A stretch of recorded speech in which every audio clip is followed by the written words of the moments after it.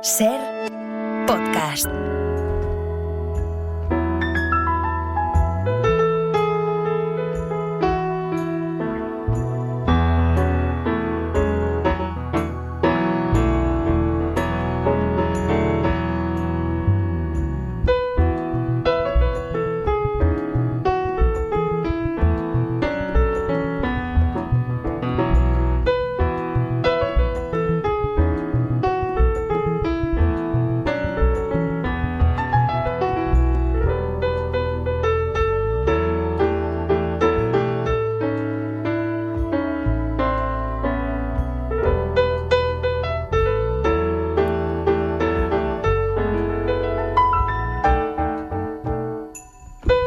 Desde París, como cada mañana de domingo, el corresponsal de El País allí es Marc Bassets. ¿Cómo estás, Marc? Buenos días.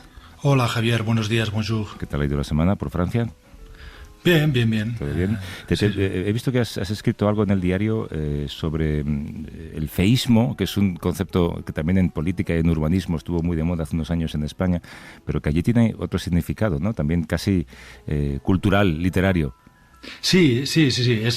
Yo lo llamo, bueno, no solo yo, hay algunos periodistas, analistas, comentaristas que lo llaman la Francia fea. Y bueno, es que escribí un artículo porque se me ocurrió en septiembre, el gobierno francés, el Ministerio de Economía en concreto, presentó un plan para embellecer la Francia fea. ¿Qué es la Francia fea? Pues esto es las periferias urbanas donde hay grandes centros comerciales, ¿no? Indistintos, da igual que uno esté en el norte o en el sur, en el este o el oeste, todos son iguales, con restaurantes de comida rápida, con aparcamientos inmensos, con barrios, algunos barrios de casitas adosadas, con las rotondas, estas que son omnipresentes en Francia. Creo que lo hemos hablado alguna vez, es el país del mundo con más rotondas a las salidas de las grandes ciudades, y ahí fue donde empezaron las protestas de los chalecos amarillos hace unos años. Y este plan del gobierno me hizo reflexionar un poco sobre algo que, viajando estos años por Francia, he visto y he pensado muchas veces, que es que la Francia real, la Francia donde vive la gente, donde compra, donde se encuentra, no es la Francia de la postal, ¿no? No es la Torre Eiffel, la Francia de la baguette, el típico, si nos hacemos esta imagen del pueblecito con la iglesia, el ayuntamiento la foto esta famosa de, no sé si era de Cartier-Bresson, con el niño con la baguette. No, es una Francia que no es la Francia bonita, que existe evidentemente y que recomiendo visitar y que es preciosa, pero la Francia donde la vida cotidiana se desarrolla, donde la mayoría de franceses de hecho vive, es esta Francia periférica, y yo le llamo, Francia fea, porque realmente y esto pasa en España, en otros países, indistinta también. Uno está en los alrededores de, vamos a decir, Lyon o Clermont-Ferrand, en el centro de Francia, y podría estar en la periferia de Madrid, de Barcelona o de Kansas City. Es todo igual, ¿no? Nadie sabe mucho en qué lugar se encuentra, pero ¿hay alguien que se resiste a que se lleven a cabo esas modificaciones? Yo no. A ver, primero, yo creo que estas modificaciones dudo mucho de que realmente consigan cambiarlo, ¿no? Todo. Yo creo que son pequeños ajustes y planes urbanísticos de poner más árboles, de hacerlo más bonito. Pero no, yo no creo que haya quien se resista, pero sí creo que es una realidad que ya está ahí. Incluso Francia es un país de escritores, de novelistas y de poetas, donde la literatura es fundamental. Pues los grandes novelistas y literatos contemporáneos han escrito sobre la Francia fea. Annie Ernaux, que ganó el premio Nobel hace un par de años, muchos de sus libros describen estos paisajes, ¿no? De los centros comerciales, de los trenes de cercanías. Michel Houellebecq, el gran novelista, yo creo que es el gran poeta de la Francia fea. Y te leo rápidamente una cita que puse en el artículo porque me parece que lo resume muy bien, que dice que hay una poesía paradójica de la angustia y de la opresión que nace en medio de los hipermercados y de los edificios de oficinas. Es decir, en la Francia fea hay poesía, incluso podría encontrarse una cierta belleza en esta Francia fea. Eso es bonita la teoría. Para conocer un país no hay solamente que visitar las postales, ¿no? Hay que ir a los otros lugares que también lo definen. Bueno, tengo a alguien sentado a mi lado, así que vamos a empezar. Venga.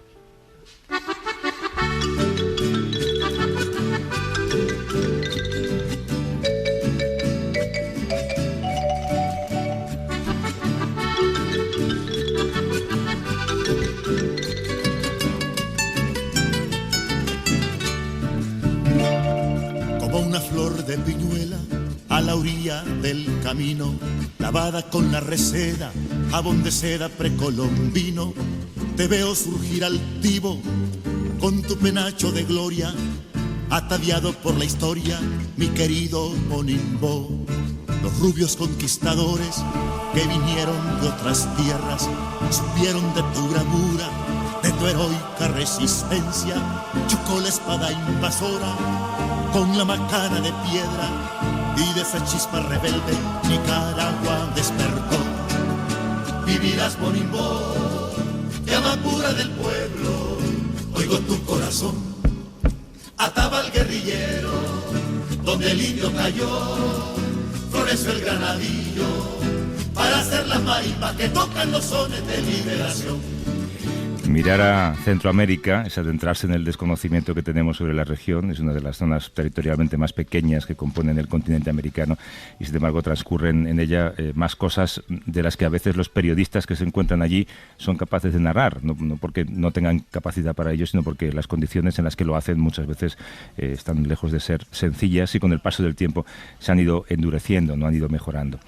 A pesar de los intentos de instrumentos estatales criminales o que sencillamente ostentan algún tipo de poder, hay quienes buscan sacar a la luz aquellas historias que, más que no querer ser contadas, hay quienes quieren mantenerlas en la sombra, ¿no, Marc? Sí, Javier. Como ha escrito Leila Guerriero, y cito, Centroamérica es una región a la que se mira poco y en la que sucede demasiado. Y esta frase de Leila Guerriero me recuerda aquella famosa frase de Churchill que decía que los Balcanes producen más historia de la que pueden consumir. Pues bien, hay un medio de comunicación, un diario, que mira esta historia y la cuenta desde hace 25 años y a veces ha pagado un precio alto por ello. Estoy hablando de El Faro, y su fundador y director, Carlos Dada, acaba de publicar Los pliegues de la cintura, crónicas centroamericanas, que realmente es un libro que es una auténtica historia del tiempo presente. Es un viaje alucinante y alucinado a veces por Centroamérica, donde hay narcos, hay migrantes, hay políticos corruptos, hay criminales, hasta hay un zoo extrañísimo, y hay poetas, y sobre todo hay un profundo en este libro hay un profundo desencanto de un hombre que observa su país, El Salvador, y mira a Centroamérica y viaja por Centroamérica y dice, y cito otra vez, y estoy citando a Carlos Dada, he ido a esos lugares y he terminado frecuentemente roto, desesperanzado. Es el director de un periódico del que hemos hablado muchísimo aquí, del que es un periódico que hemos defendido, aunque sea incluso emocionalmente desde la distancia, y te agradezco mucho que estés en el estudio con nosotros, director de El Faro, Carlos Dada. ¿Cómo estás, Carlos? Buenos días. Javier, muy contento de estar por fin aquí en persona, en los estudios, y agradecido por el espacio. Buenos días a todos. Cantaba algo así, Carlos Mejía Godoy, algo así como hay que mirar a la historia para ver el futuro. Tú sin embargo, no se te ve pesimista en el libro. Tú dices que llegará un futuro y será distinto, pero no sabes cuál será, ¿no? No, yo creo que nos toca ahora mismo construir el futuro. Ahora Centroamérica pasa por momentos muy complicados, pero yo siempre me aferro de la historia para tener esperanzas. La historia deja una lección muy clara, y es que esto también pasará. Lo peor que podría pasarnos es que cuando este periodo de autoritarismo, de populismos pase, volvamos a los países que teníamos. Esto sí sería nefasto. Después de tanto indagar y viajar y escribir y reportar, ¿tienes alguna idea somera de por qué las democracias han sido tan frágiles en Centroamérica? Las democracias en Centroamérica son muy jóvenes. Iniciaron con el fin de nuestros conflictos armados, con la caída del muro de Berlín. Son así de jóvenes desde la caída del muro de Berlín. Y yo creo que no fuimos capaces de construir instituciones democráticas sólidas, pero sobre todo que dejamos el comando de la democracia en manos de políticos que no eran demócratas. Y si tú no tienes demócratas, no puedes tener una democracia. Parte de las crónicas que vienen narradas en este libro es justamente porque creo yo que visitar esos lugares donde habitan millones de seres humanos abandonados absolutamente por sus estados ayuda a explicar por qué las democracias no tienen ningún valor para la gente que tiene unas necesidades urgentes que la llamada democracia no fue capaz de solucionarles. Hola Carlos, aquí Marc desde París. Hola, Marc. En un momento del libro, hacia el final, hay un párrafo que he subrayado y que me parece que resume un poco este desencanto, sin perder el optimismo, pero desencanto, donde te preguntas qué habría pasado en Centroamérica si, por ejemplo, hubieran dejado terminar la presidencia de Allende en Chile. Su presidente no hubiese habido el golpe de Estado de Pinochet. ¿Qué hubiese pasado si los militares salvadoreños hubieran entregado el poder en el 72? ¿Qué hubiera pasado si no hubiesen asesinado a Monseñor Romero? No lo leo todo porque es una larga enumeración. Y yo te pregunto, ¿qué hubiera pasado? Mira, lo primero que hubiera pasado es que probablemente habríamos sido... nos habríamos apropiado mejor de nuestros destinos. Varios de los sucesos que has comentado, el golpe de Estado a Salvador Allende en el 73, si nos remontamos antes al golpe de Estado contra Jacobo Arbenz en Guatemala, nuestras propias guerras civiles, la mano de Estados Unidos está claramente presente en nuestra historia y en nuestros destinos. Probablemente si hubiéramos tenido la oportunidad de solucionarla por la vía del diálogo, del intercambio de ideas, de la pluralidad de voces que hoy nuevamente intentan ser suprimidas en Centroamérica, hubiéramos encontrado mejores caminos. Hablabas antes de la juventud de los escogidos. Es curioso que no los efectos negativos no son producto de unas democracias, de unas dictaduras militares, sino dictaduras civiles. Es gente elegida por el pueblo que acaba convirtiéndose en lo que uno nunca habría buscado en un militar, ¿no? Que es un dictador. Ahora mismo estamos pasando por eso, por proyectos políticos de concentración de poder, de control absoluto del poder. Como el nepotismo incluso en algunos lugares, ¿no? En todos los lugares de Centroamérica. En Nicaragua tenés una pareja presidencial que controla todo. En El Salvador tenés a un clan familiar, el clan de los Bukele, que se ha apropiado de todo el aparato de Estado. Y en Honduras estamos viendo cada vez más la presencia de parientes y familiares en el aparato de gobierno como si fueran una empresa privada. Sí, uno de los capítulos que más me parece más fascinantes del libro es el último capítulo, donde precisamente en Honduras hablas y entrevistas a uno de estos políticos que han dominado estos países en los últimos años, que es el cacique de la región de Colón, en el norte del país. Y hay una escena que es digna de película, no sé si es una película de Scorsese o algo así, en una mansión con una piscina y con tú entrevistando a este hombre y él intimidándote o con una especie de juego ambiguo, ¿no? ¿Cómo resume esta situación Honduras y podría añadirse Centroamérica? Y si podrías contarla un poco también cómo fue esta entrevista. Estábamos pensando un especial con otros 2 organizaciones periodísticas, con el Consorcio Latinoamericano de Investigación Periodística y con Dromómanos. Estábamos participando en un especial 50 años después de que el presidente Nixon declarara la guerra contra las drogas, que a toda vista ha sido un enorme fracaso. Y estábamos distribuyéndonos qué contar de esos 50 años de guerra. Y yo dije, miren, yo lo que quiero es contar cómo vive la gente en una zona absolutamente administrada por el narcotráfico en Centroamérica, particularmente en Honduras, que ha sido el puente entre colombianos y mexicanos, entre los cárteles, desde hace también 40 años.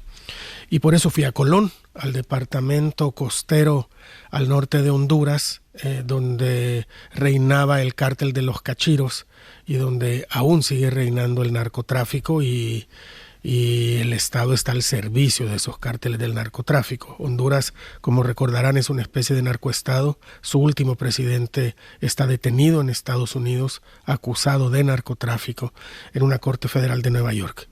Tratando de contar cómo viven los habitantes de Colón, hablé con el diputado Oscar Nájera, que es el diputado de Colón, y me aceptó ser entrevistado. Me citó a las 10 de la mañana en su casa cerca de Trujillo, en la costa garífuna, en su mansión, efectivamente, Marc. Me abrió la puerta un mayordomo vestido muy elegante, era un poco surrealista para un uniforme de un mayordomo en una casa de playa, y el diputado estaba en la piscina a las 10 de la mañana ya con varios vinos encima y estuvo muy dispuesto a hablar. Eso es el personaje que me permite guiar esa narración a través de esa zona controlada por el narcotráfico. Qué contraste, ¿no?, entre esa acumulación de riqueza en unos pocos, sea por lo que sea, claramente con origen ilegal, y la situación en la que viven esos pueblos, ¿eh? Esto es a lo que yo llamo los pliegues, Javier, estos lugares que están fuera de las narrativas oficiales, donde raras veces llega la luz entendiéndose como los progresos de los estados, esta gente que vive básicamente a oscuras y a expensas de otro tipo de poderes en los que el Estado ha sido incapaz de llegar. En tus crónicas, como en la que hablas del río que defendió la líder ambientalista Berta Cáceres, hemos hablado mucho de esto también, o en otra en la que vuelves con la fotógrafa Susan Meiselas a El Mozote, da la sensación de que enfatizas en lo necesario que es volver a los lugares en los que han pasado cosas para entender al presente. Por eso queríamos escuchar un momentito esto. Este cuerpo inmolado y esta sangre sacrificada por los hombres nos alimente también a dar nuestro cuerpo y nuestra sangre. La grabación no es buena, pero Marc, tú también querías escucharlos, Monseñor Romero, ¿no? Sí, esto es un punto central del libro. Hay que escuchar el final. Es el único documento que hay de su asesinato. Y nos ofrece esperanza a este momento de oración por doña Sarita y por nosotros.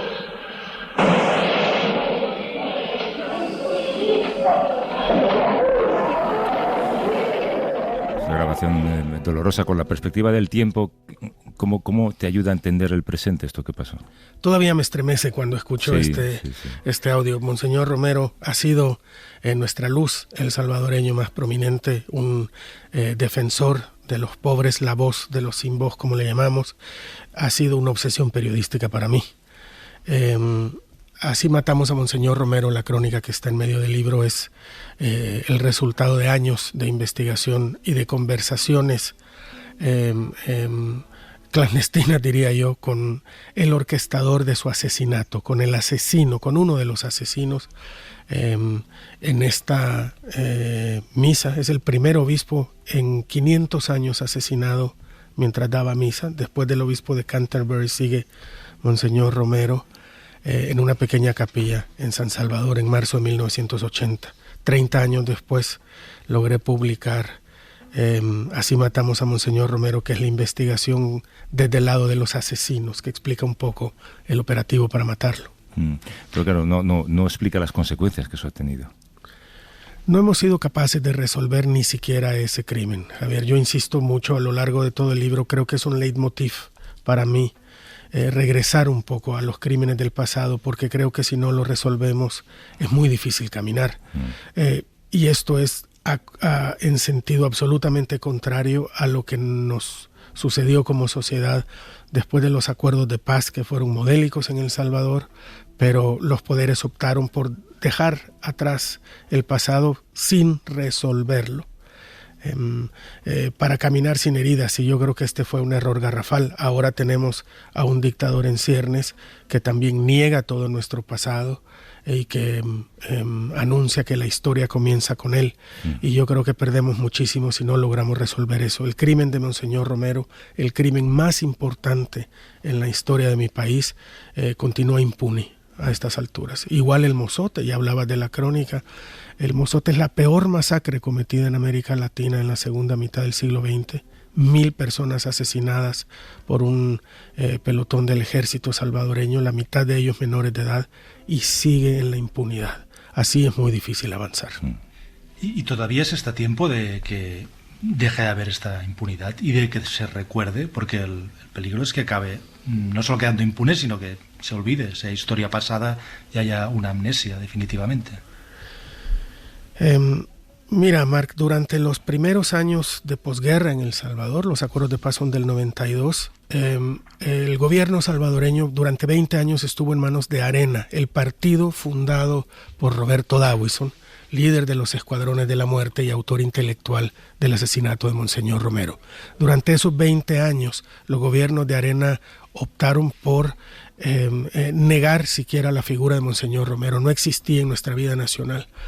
Pero El Salvador, un país con mayoría de gente pobre, sostuvo la figura de Monseñor Romero durante todos estos años.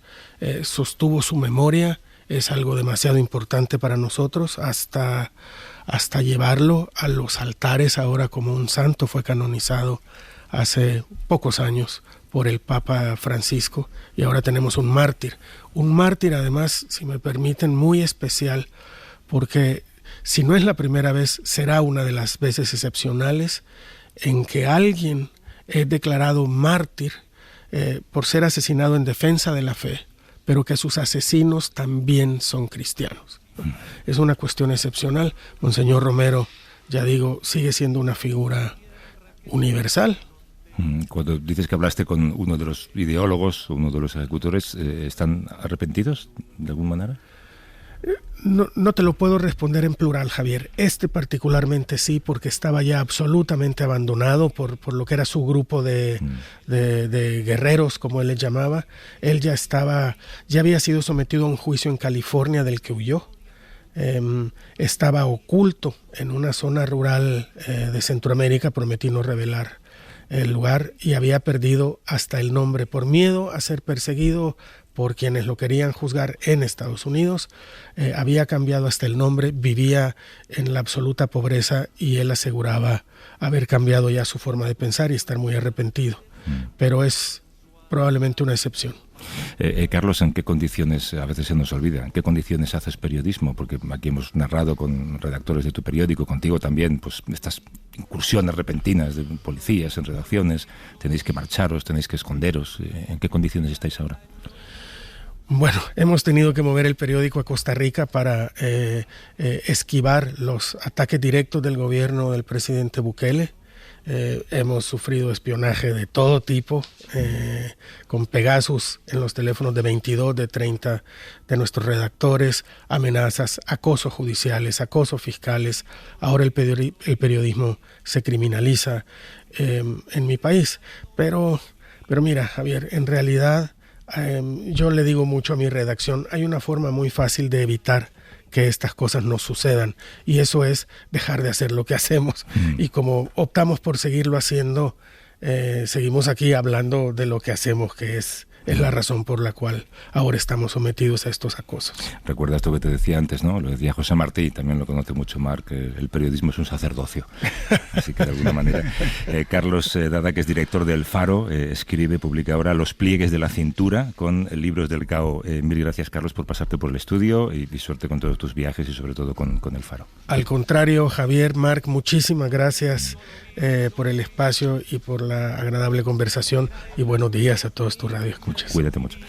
Y yo lo vi, la muerte equivocada lo llevó y él anda aquí. Yo lo vi, yo lo vi, yo lo vi. Pulgarcito de poeta que se escapa y me cosquilla, tan alegre, tan sencilla, tan de amores torrenciales, tan sin fin. Crece armado de esperanza, desentierra lo perdido, le hace un hijo de sonido al silencio de ese pueblo que es maestro de sus sueños, que se escapa y nos cosquilla, tan sin miedo, tan sin silla, que se escapa y nos cosquilla, tan sin miedo, tan sin silla, tan sin miedo, tan sin silla, tan amado, tan armado, tan amado, tan armado, tan de todos, Salvador.